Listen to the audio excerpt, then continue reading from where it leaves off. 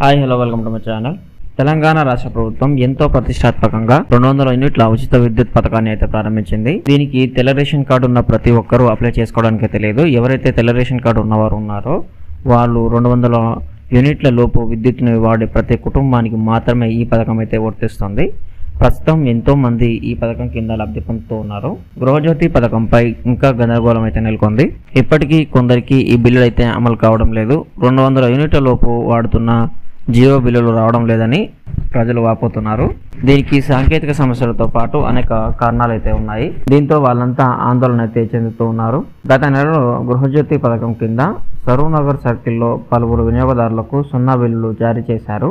అయితే సరూనగర్ సర్కిల్ రంగారెడ్డి జిల్లా పరిధిలో ఉండడంతో ఎమ్మెల్సీ ఎన్నికల కోడ్ వర్తిస్తుందని తెలియడంతో అర్ధాంతరంగా జీరో బిల్ జారీ అయితే ఆపేశారు. మిగతా వారికి అర్హత ఉన్నప్పటికీ వినియోగదారులకు లబ్ధిదారుల బిల్ అయితే